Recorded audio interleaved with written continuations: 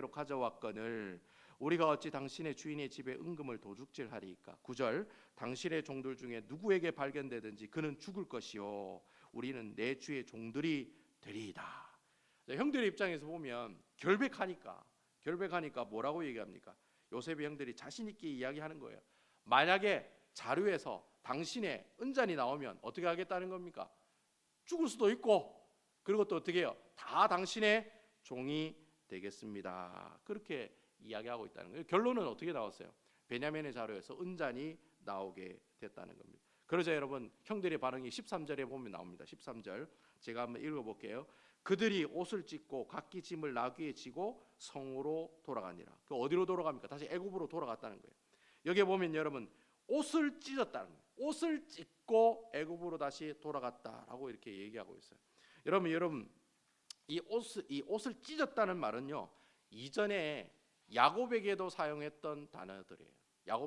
야곱에게도 이 똑같이, 또 요셉에게도 똑같이 사용했던 단어가 바로 이 찢는다라고 하는 단어거든요. 여러분, 형들이 요셉에게 미디안 상인에게 팔려간 다음에 형들이 이 요셉이 짐승에게 찢겨 죽었다라고 어떻게 해요? 찢어진 채색 옷을 누구에게 가져갑니까? 찢어진 채색 옷을, 그때 그 찢어졌다는 말, 그 단어가 바로 그때 사용하는 거예요. 찢어진 채색 옷을 야곱에게 갖다 줘요. 그러니까 야곱이 그 모습을 보고 어떻게 해요? 그 야곱의 마음이 찢어졌다. 그 요셉의 찢어진 옷을 보고 야곱의 옷을 찢어서 슬퍼했다는 표현이 나오거든요. 그때도 어떻게 해요? 그때 바로 이 찢었다는 표현이 나오는 거예요. 근데 그 아버진 야곱도 자신의 옷을 찢었고, 요셉도 채색 옷이 찢김을 당했고, 이제는 누가 찢겨집니까? 바로 야곱의 형들의 옷이 어떻게 해요? 찢어지는 모습들이 이 아주 오묘하게 어떻게 해요? 오브랩이 되는 모습들을 우리에게 보여주고 있다는 거예요. 자, 야곱의 형들이 옷을 찢으면서 애굽으로 다시 끌려갈 때 어떤 생각이 들었을까요, 여러분? 인가응보, 사필귀정, 권성징악. 내가 죄지면 안 되겠구나. 내가 옛날에 20년 전에 요셉에게 했던 데 그대로 내가 옷을 찢으며 내가 이런 꼴을 당하고 있구나. 여러분, 그런 생각 했을까요, 안 했을까요? 성경에는 안 나와. 그런 생각 했을까요, 안 했을까요? 저는 했다고 봐요. 했기 때문에 옷을 찢는다는 똑같은 표현을 우리에게 사용하고 있다는 거예요. 만약에 요셉의 형들이 아무 생각 없이 아이고 더럽게 재수 없네, 이제 끌려가는구나, 이렇게 생각했다면 저는 요셉의 형들은 인간이 아니라고 생각해요. 적어도 요셉의 형들은 아마 그런 생각을 했을 거라고. 그래, 맞아. 이전에 우리가 지었던 죄, 그 죄 그대로 어떻게 해요? 하나님이 우리에게 벌하시는구나라고 생각을 했다라는 거예요. 이러한 가슴 아픈 상황들을 지금 성경에 보면 유다가 그 형들을 대표해서 오늘 44장의 말씀 가운데 중요한 고백을 하는 장면을 우리가 볼 수 있다라는 거예요. 그게 이러한 상황들 가운데 있을 때 누가 나타나요? 유다가 나타나는 거예요. 유다가 나타나서 한마디 하는 내용이 나온다는 겁니다. 우리 다 같이 16절에 있는 말씀이 굉장히 중요한 말씀인데 저와 같이 한번 읽어보도록 하겠습니다. 유다가 말하되, 여러분, 유다가 말했다는 말은 이제부터 이 야곱의 형제들의 대표는 누가 됐다는 겁니까? 바로 유다가 됐다는 말이에요. 아시겠습니까? 그러니까 유다가 말하다는 말은 첫째 형 루벤도 있고, 둘째 시몬도 있고, 셋째 레위도 있는데 그 넷째 아들인 유다가 이 야곱의 아들들을 대표해서 이야기하고 있다는 거예요. 그래서 유다가 말하되 뭐라고 얘기합니까? 우리가 내 주께 무슨 말을 하오리까? 무슨 설명을 하오리까? 입이 10개 있어도 할 말이 없다는 거죠. 우리가 어떻게 우리 정직함을 나타내리까? 하나님의 종들의 죄악을 찾아내셨으니 우리와 이 잔이 발견된 자가 다 내 주의 노예가 되겠나이다. 야곱의 형들을 대표한 유다의 대답은 아주 심플했습니다. 뭡니까? 잔이 발견됐으니 우리가 당신의 종이 어떻게 되겠다? 종이 되겠다라는. 자, 여러분, 이 이야기를 듣고 난 다음, 이 대답은 유다의 개인적인 대답이 아니에요. 이게 중요합니다, 여러분. 유다가 개인적으로 자기가 그렇게 하겠습니다 얘기하는 게 아니라 야곱의 형들을 다 대표해서 유다가 대신 이야기하는 거예요. 바로 요셉에게 당신의 종이 되겠다고 얘기하고 있다는 겁니다. 갑자기 이런 얘기 들으니까 요셉이 여러분 당황했을까요? 당황하지 않았을까요? 저는 당황했다고 생각해요. 그 분위기상 보면 당황했어요. 원래 은잔을 넣은 목적은 베냐민만 잡아두고 형들에게는 어떻게 해요? 이전에 20년 전에 있었던 것들에 대한 사과를 받고 싶었는데 사과를 받고 싶었는데 갑자기 형이 어떻게 해요? 자기에게 다 종으로 있겠다 이렇게 이야기하니까 요셉의 입장에서는 당황하게 된다라고 하는 것입니다.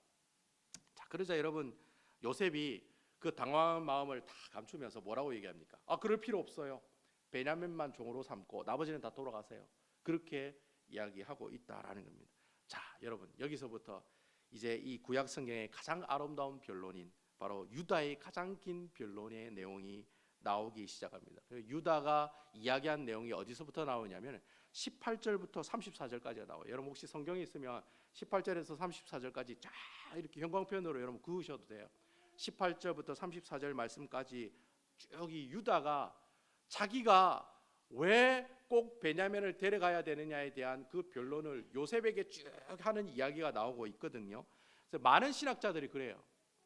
성경에 나와 있는 수많은 이야기들 가운데, 변론하는 이야기들 가운데, 그러니까 자기의 입장을 이야기하는 내용들 가운데 이 유다가 한 이 변론은 정말 아름다운 변론이라는 거예요. 너무 논리적이고 상대방의 마음을 움직이는 그런 풍부한 감성들을 가지고 적절하게 어떻게 해요? 이 요셉의 마음을 움직이게 하는 참 주옥 같은 그런 글들이 오늘 말씀을 통해서 이야기하고 있다. 그래서 이걸 하나의 문학 작품이다라고 얘기할 정도로 신학자들이 다 그래 얘기해요. 구약의 어떤 글보다도 제일 아름다운 표현의 글이다. 정말 논리적이다.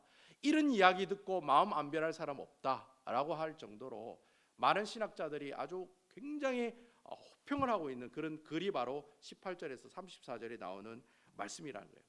제가 목사님 입장에서도 쭉 이래 보면 진짜 정말 감동적인 내용이 너무 많이 나오는 것 같아요. 옛날에 왜 변호인이 왜 국가는 모든 권력이 국민에게 나오고 국가는 국민입니다 막 이렇게 얘기하는 것처럼 그때 그 변호인의 최고의 장면이잖아요. 그 변호사가 억울하게 있는 그 변호인을 변호하는 그 장면이 최고의 장면이잖아요.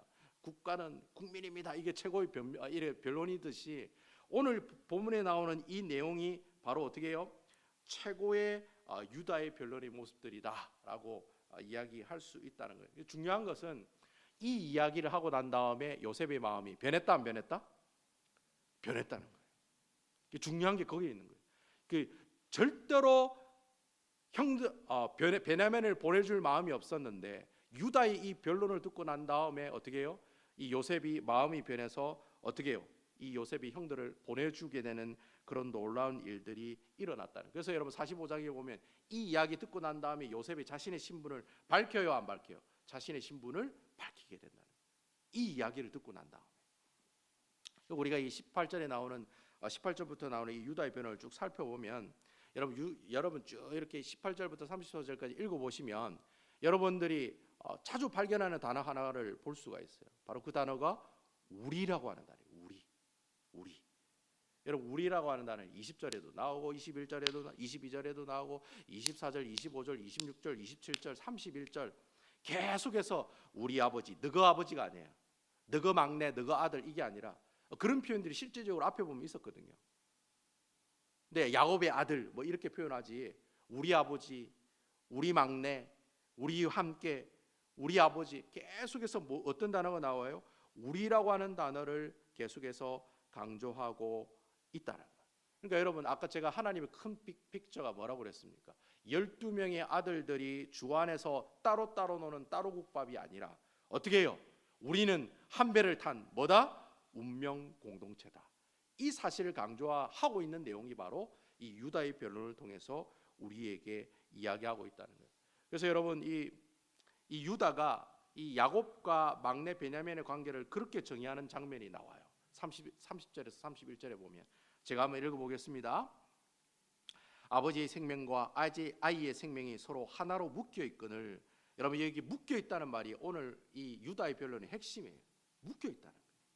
이제 내가 주의 종 우리 아버지에게 돌아갈 때 우리와 함께 가지 아니하면 31절 아버지가 아이 없음을 보고 죽으리니 이같이 되면 종들이 우리 종 우리 아버지가 흰머리로 슬퍼하며 수월에 내려가게 함이니이다. 유다의 주장은 그거예요. 베냐민이 우리와 함께 가나안 땅에 안 가면 우리 아버지는 어떻게 된다는 거예요? 우리 아버지는 죽는다는 거예요. 우리 베냐민이 우리와 함께 가지 않으면 우리 아버지가 죽는다는 거예요. 그러니까 아버지의 생명이 곧 베냐민이요, 베냐민의 생명이 곧 누구예요? 우리들의 생명과 똑같다는 거예요. 그러니까 베냐민이 이꼬르 우리고, 우리 이꼬르 아버지고, 아버지 이꼬르 우리 전체 다다라는 거예요. 그러니까 한 명이라도 없으면 어떻게 된다는 거예요? 우리 집안은 다 죽는다는 거예요. 그 이야기를 이 유다를 통해서 이야기하고 있다는 거예요. 근데 여러분, 놀라운 사실은 이런 야곱의 가족들을 하나로 묶고 있는 사람이 바로 누구냐라는 게, 이게 키포인트라는 거예요. 누가 이 야곱의 가족들을 하나로 묶고 있느냐? 바로 넷째 아들인 유다를 통해서, 한 인물을 통해서, 이게 바로 오늘 말씀의 핵심이에요. 바로 이 유다라는 사람을 통해서 그러한 관계를 회복시켜 나가고 있다라는 거예요. 원수 같았던 이 야곱의 형제들의 관계와 남남처럼 지내던 아들들과 아버지의 관계와 20년 동안 상처 가운데 살아갔던 이 요셉의 상처 입은 이 심령을 어떻게 해요? 회복하게 하는 역사가 바로 이 한 사람 누구를 통해서? 유다를 통해서 우리에게 회복시키는 모습을 보여주고 있다. 그러니까 여러분, 오늘 또 이 유다를 통해 누구를 보고 있는 겁니까? 또 그분, 유다를 통해 또 그분이 또 생각난다는 거예요. 여러분, 그분이 누굽니까? 바로 예수 그리스도. 그러니까 여러분, 우리가 지금까지 살펴본 요셉의 이야기가 어떻게 진행되느냐 하면, 하나님께서 이 요셉이라는 사람을 통해서 야곱의 가족들이 심한 기근에도 그들의 생명이 보존되고 구원받는 존재들이 되기를 원하시고, 그러니까 하나님이 이 야곱이라고 하는 가족들을 살리기 위해서 한 사람을 세우는데 요셉을 세우잖아요. 그래서 요셉의 애굽의 이름이 생명의 부양자, 생명의 구원자. 여러분 기억하시죠? 야곱의 가족들을 구원하기 위해서 하나님께서 요셉을 세우시고, 또 하나님께서 그 야곱 가족들을 구원하기 위해서 그 험난한 과정을 요셉이 거치게 하시고, 애굽의 총리를 세우시고, 나중에는 결국에는 이 야곱의 가족을 통해서 하나님께서 또 큰 그림을 하나 가지고 있는데, 바로 그 큰 그림이 뭐냐? 바로 이 유다라는 인물을 통해서, 그가 처음에는 아무 별 볼 일 없는 사람이었지만 진짜 아버지 말도 안 듣고 떨어져서 살고, 가난 여자하고 결혼하고 아들은 둘이나 죽고, 며느리하고 관계해서 그 유다의 그 모든 족보가 이어지는 정말 초라했던 그 사람을 하나님께서 점점 어떻게 하시는 거예요? 변화시켜 가는 거예요. 그 별 볼 일 없는 그 유다라는 사람을 어떻게 해요? 조금씩 변화시키더니 결국에는 앞으로 오실 그 예수님의 놀라운 사역들을 어떻게 해요? 감당하는 그 유다의 족보의 지파의 사람으로 주님께서 만들어 가시더라는 거예요. 예수님께서 제만을 우리를 위해서 십자가에 못 박혀 죽으셨잖아요. 유다도 마찬가지예요. 베냐민을 살리고 아버지 야곱을 살리기 위해서 자기가 담보로 자기가 목숨을 걸고 자기가 죽겠습니다. 자기가 잡혀 죽겠습니다. 똑같잖아요, 여러분. 예수님이 보여준 희생의 모습이랑 유다가 보여준 희생의 모습이 똑같잖아요. 예수님께서 십자가에 못 박혀 죽으심으로 죄 때문에 우리가 하나님과의 원수가 되었는데, 그 원수된 관계를 누가 회복시켜 주셨습니까? 예수님이 회복시켜 주셨잖아요. 마찬가지로 여러분, 유다도 동일하게 아버지 하나님 그 원수처럼 지냈던 그 형제들과 아버지의 관계를 회복시켜 나가는데, 하나님께서 누구를 사용하고 있습니까? 유다를 사용하고 있다는 거예요. 여러분 아멘이시죠? 그러니까 유다가 예수님의 역할을 지금 감당하고 있다라는 거예요. 그러니까 여러분, 오늘 본문의 말씀을 통해서 하나님께서 우리에게 주시는 그 영적인 교훈의 모습들이 바로 그거예요. 우리 신앙 가운데 적용시켜 보자라는 거예요. 우리 이 유다의 모습들을 우리 신앙 가운데 적용시켜 보면 하나님께서 우리에게 주신 영적인 교훈은 바로 그거예요. 우리가 모든 생활의 기초가 되기, 우리 모든 신앙의 기초가 되어 주시고, 또 우리 모든 공동체 생활의 기본이 되시는 분은 누구밖에 없다? 예수 그리스도밖에 없다는 거예요. 여러분, 우리가 속해 있는 이 가정과 교회를 하나님의 뜻 가운데 이끌어가게 하시고 하나가 되게 하시고, 여러분들이 가지고 있는 모든 문제를 해결해 주시는 그 근본적인 능력이 어디서부터 나오느냐? 사람에게 나오는 게 아니라는 거예요. 교회 조직에서 나오는 거 아니라는 거예요. 교회 시스템에서 나오는 거 아니라는 거예요. 좋은 건물에서 나오는 거 아니에요. 좋은 조직에서 나오는 거 아니에요. 돈 때문에 나오는 거 아니라는 거예요. 우리 교회가 정말 하나가 되고 가정이 하나가 되고 우리가 가지고 있는 모든 인생의 문제를 완전히 해결하는 가장 큰 근원이 되시고 기초가 되시는 분은 바로 단임 아는 오직 예수 그리스도, 그분 한 분밖에 없다는 거예요. 여러분, 우리 구역 모임에 예수가 빠지면 무슨 모임이 되죠? 개 모임이 되지요. 그래서 여러분 옛날에 어떤 구역 모임에서는 구역 모임 열심히 은혜 충만 성령 충만으로 마치고 우리 다 같이 하나님 앞에 어떻게 해요? 한잔 하면서 마무리하자고 그렇게 하면서 한잔 마시면서 마무리하는 그런 구역도 있었어요. 우리 교회가 아니고 다른 교회. 구역 모임에 예수가 빠지면 그래 되는 거예요. 구역 모임에 예수 그리스도가 주님의 이름으로 기초가 딱 잡혀 있는 그 구역에 어떻게 해요? 그 구역 식구들이 서로 눈물을 흘리면서 중보기도 하고 우리가 왜 남의 집 사정 가지고 남의 집 자녀 가지고 남의 집 기도 제목 가지고 기도합니까? 우리가 왜 그렇게 기도합니까? 예수 그리스도 때문에 그렇게 기도하는 거예요. 그 아픔이 내 아픔인 거예요. 그 자녀가 지금 고통받고 있는 그 고통이 내 고통이라 생각하니까 구역 모임 시간에 구역 식구들이 이야기하는 기도 제목 그 기도 제목 가지고 눈물을 흘리면서 같이 기도한다는 거예요. 여러분 예배도 마찬가지예요. 예배 가운데 예수가 빠지면 그 예배가 하나님이 기뻐하시는 예배가 되지 않죠. 당연히 하나님께서 받지 않는 예배가 되죠. 여러분 내 직장과 내 가게에도 예수님 빠지면 여러분 그 직장과 그 가게가 지옥 아니에요? 지옥? 제가 일해보니까 그렇던데요.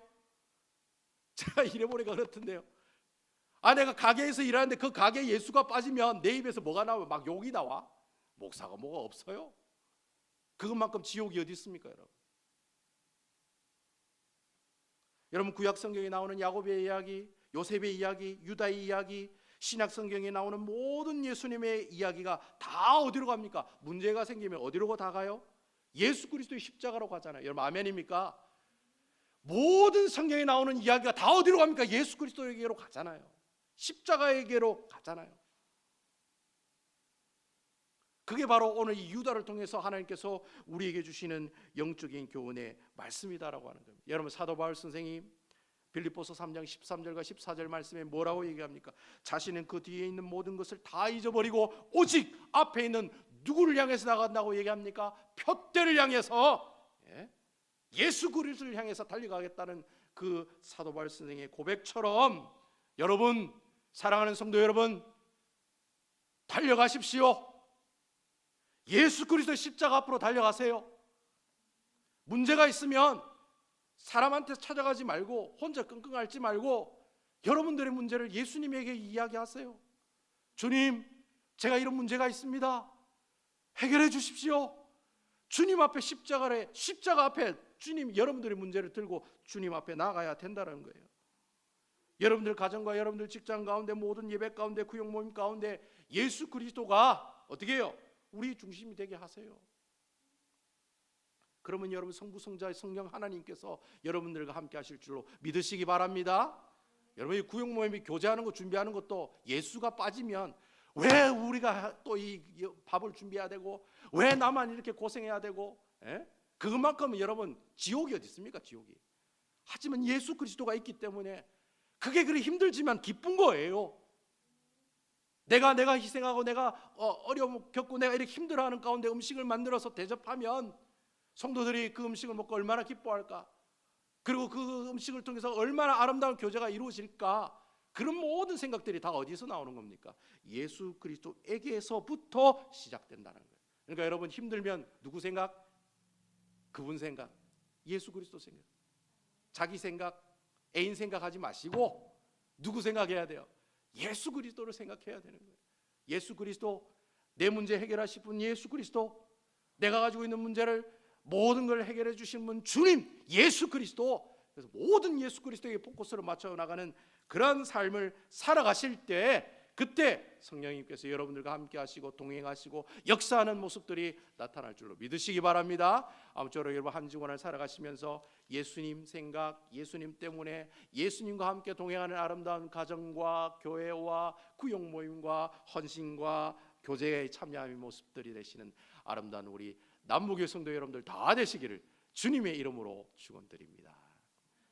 여러분 우리 기도하실 때 그렇게 기도했으면 좋겠습니다. 하나님, 제가요 문제 있으면 십자가 앞에 가지고 나오게 해주세요. 그냥 십자가 앞에 들고 나오게 해주세요. 주님, 제가 짜증나고 원망하고 불평할 마음이 생기걸랑 그거 다 예수님 앞에 가져오게 해주세요. 그리고 기도하게 해주세요. 부르짖게 해주세요. 그리고 주님 해결해 주세요. 유다를 통해 하나님께서 큰 그림을 보여주셨던 것처럼 나를 통해 그 하나님의 큰 그림 보여주세요. 우리 다 같이 하나님 앞에 통성으로 기도했으면 좋겠습니다. 기도하시겠습니다.